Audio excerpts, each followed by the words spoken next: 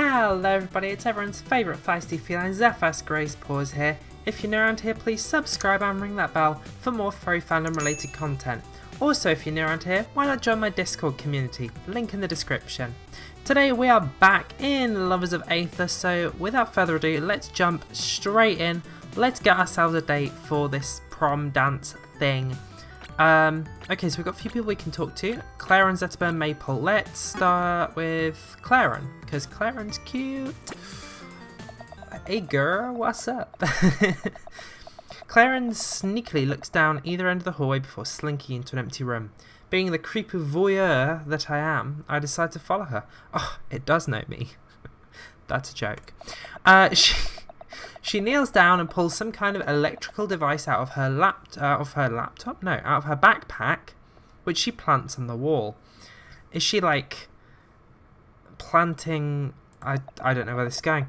It makes a conspicuous zap sound, and Claren gets up, bolting out of the room and bumping into me. Ouch! Oops. Hey Xephas, didn't mean to bump into you. She bashfully rubs the back of her neck.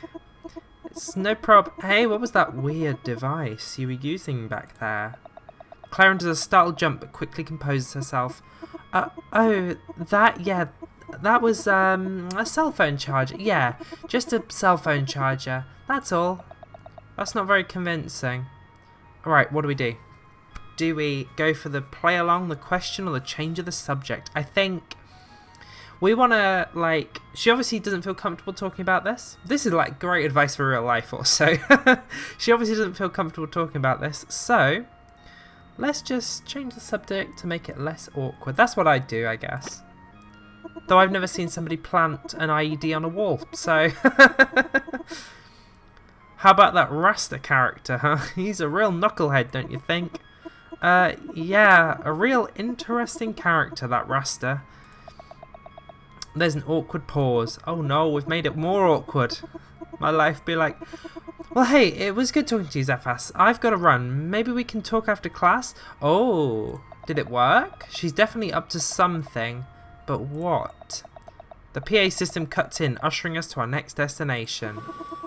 Proceed to first period immediately. Cool, here we are. The rowdy students file into their first class, Aetherian History 101. I take a seat in the back near Rastor, Zetterburn, Etalus, Crag and Abza. Just as I look for Claren in the crowd, she slips into the seat desk next to me. Rastor breathes a long, dramatic sigh. Man, I'm white. I got none left in the tank. Let me guess, you just flew in and boy are your arms tired. Ha ha ha, that's a great joke. That's a great joke, Zetterburn. For your information, Firebreath, I was out last night with a little ladybird. Wait, if he's a bird and he's with ladybirds, now I should explain. There's a joke that I'm trying to make here, but it might not translate well. So in the United Kingdom, at least, we refer to what other countries refer to as a ladybug as a ladybird. I don't know why, we just do. So what, say, an American would refer to as a ladybug, we call a ladybird. And I was going to then make the joke that birds eat insects, so if he was with a ladybird, he ate it. You sure it wasn't a ladybug? See, I sort of half made the joke. It works better in sort of English slang, but there we go. Ho ho ho, wow, a slam dunk, priceless. You should have seen me, Papa. I was doing some diggity dance moves that would make you cry. I don't doubt that.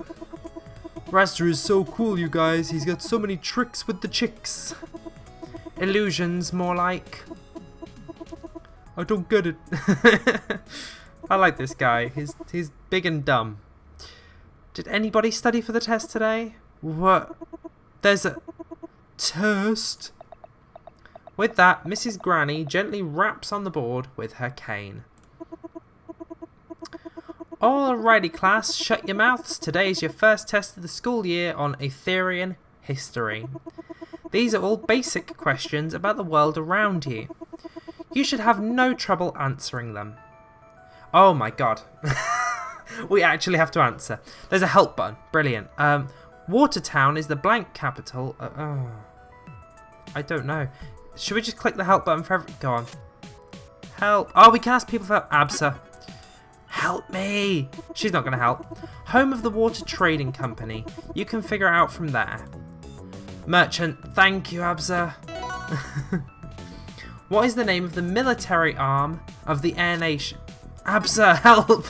She's the smart one. Always ask the smart one for help. That was like my biggest thing in school. It's the Air Armada. Thank you, Absa. Why was the rock wall built? Should we keep asking? Can we not ask? No, we can't ask Claren. So I guess, because what I'm thinking is, by asking them, do we increase like our sort of chances with them? Or do we decrease because they think we're a goddamn idiot? I'm not going to help you anymore. You should have said... Rude. Just rude. I mean, she's the only one that actually stepped Zetaburn. He'll help us. He's a good boy. Easy to employ all those stupid rocks. I don't think that's right. To keep up... to employ all of those rocks. I mean... Oh, go on, we'll put... Oh my, we're going to have to put some at random now. It was a tourist attraction. No, of course it wasn't. Who is the rock wall patrolled by? No, we're not asking Zetaburn. He gave us the wrong answer. Rasta's not going to know. Etalis might know. Let's ask for help. He's alright the way on the other side of the classroom. Like, how is the teacher not noticing us asking him for help? That's those turtles. That doesn't help. Let's go for the wall rollers. Runners. The wall... No, turtles. No, turtles don't roll. That's an armadillo. Runners. Yes! We got it right. Somehow. Absa, help. Will you help me now? I'm not going to help. Rude. I hate you. You're horrible. Rag, help me. Crag removes a small egg from his backpack. May Crag tell you the story of this beautiful thing I found? Yeah, go on. You're nice. A few weeks ago, Crag found himself stuck in an unbreakable state of motion. Crag couldn't make himself sit down, no matter how hard he tried. The will to move was flourishing inside Crag. Go on. Naturally, during this time, Crag found that the artificial strictures of class and school had to be forgone, for the only way to alleviate this state of motion was to express it. Go on. So during the day, Crag skipped all of his classes and wandered the halls. Something inside Crag was making him feel like he had to explore every inch of this space. It suddenly disturbed Crag, knowing he only ever experienced such a small, regimented area of a building he spent so much of his time in. Well, that's quite an interesting and poignant thought, to be fair. In his travels, Crag traversed every nook and cranny of the school. The vents became his home. The ventilation system in this school is like a neural network connecting a web of cells within a complex system of pathways. Okay, go on. Crag crawled and rolled endlessly in the vents, taking plethora of paths, catching glimpses of the different rooms as he passed over them, under them, beside them. Crag became like a fired neuron, collecting moments of consciousness from every class. But what was compelling Crag to move in the first place? Go on. Eventually, Crag became scared that he had imprisoned himself in this thought cycle. Crag felt so compelled to move, so trapped by his own fascination with the vents, Crag became scared he would never stop. Then Crag came across a path in the vents he had not yet travelled. Okay, this is... I don't know how this is relevant to the question, but we'll see where this goes. Crag made his way down the dark shaft corridor with great anticipation. He saw a light and felt a warmness ahead. Before he knew it, Crag had popped himself out of the vents and into the faculty lounge. Okay. Is this him telling us he's got, like, if he's in the faculty lounge, has he found, like, the answers to the quiz or something? Is this, like, the secret, you have to listen to his ramble to get the... I hope so. It was a more amazing world than Crag could have ever imagined. Beautiful upholstered furniture, brightly coloured vending machines, and some sort of psychic device called a liquid crystal television. But what interested Crag the most was the giant monolith that stood humming in the kitchen, the fridge, right? So he took an egg from the fridge. Crag gasped as one of the monolith's great handles was pulled with all his might. The monolith breathed a cool blast of crisp air into the room.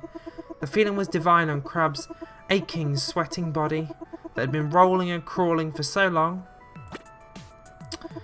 It occurred to Crag then that he had stopped moving in order to appreciate the faculty lounge. It then occurred to him that it must have been the force that compelled him to travel the vent so tirelessly. At the same moment, Crag spotted the egg in the monolith of refreshment. This isn't going to help us. It stood upright and without assistance. Crag was in awe of its power. Crag took the egg and placed it in his backpack, guarded by his special rocks. Go on. One day the egg will hatch, and it will be Crag's duty and Crag's pleasure to raise the life that comes from it.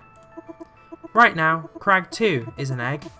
Crag is a protective state, alive yet not living. Crag will begin living when Crag hatches with the egg. The end. Wow, so you don't have the answer to the question. Oh my goodness, I thought, for some reason, part of my brain thought that that would do it. Yeah, he doesn't have the answer. Oh my god, this is impossible. We're gonna... A. Oh. I feel a light tap on my shoulder. Hey, Xephas, I'm having some trouble with this one.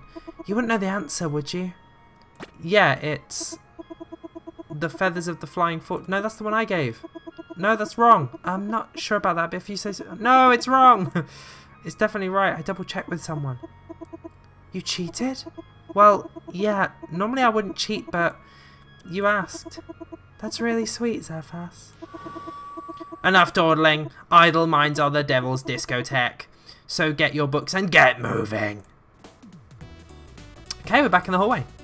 So we've got Eliana, Maple, Claren. Do we want to carry on with Claren, or do we want to swap to... I mean, Maple is real cute, but so's Claren. Let's carry on with Claren. We've put all this effort into Claren, and the game kind of pushing us towards Claren. So let's go for it. Forceburn paces back and forth nervously behind Claren, who opens her locker and rifles around for a moment. The nervous hyena takes a step towards her, pauses in trepidation, collects himself, and finally approaches her. Oh, he's going to make a move! He's going to snipe! He's going to steal it! Hi, Claren. Oh, hi. Didn't see you there. You're Zedaburn's brother, right? Sideburn. Forceburn. I wanted to talk to you about something really important. Sure, what's up? I, mumble. So I was thinking maybe, go to the dance with me? Oh, what do I do? Do I want to save Claren? Do I want a big oof? Big oof? Or do I want to watch a try? We'll save her. We'll go in there. Hey, Claren, do you know what page the math homework's on? Oh, yeah, the math homework. Yeah, of course. Hey, I'll talk to you later, Heartburn. Forceburn. Forceburn trudges off dejectedly, muttering something under his breath. Whew, wow, you saw that, huh? Yeah, kind of awkward. Sorry. I'm not sure I've ever spoken to him before. Don't get me wrong, there's something kind of alluring about the whole brooding poet thing, but still. Oh, competition? Oh crap, the bell's about to ring. See you later, Xephas. We'll laugh about this later. The PA system suddenly cuts in, ushering us to our next destination. Proceed to second period immediately. Oh boy, English class. Talk about a snoozer. Nothing puts me to sleep faster than Mr. Kai's droning lectures. And that is where we're going to leave it for today. So thank you for watching. Remember to like, comment and subscribe. There are t-shirts available now from my store. Link in the description. And I'll see you in the next one.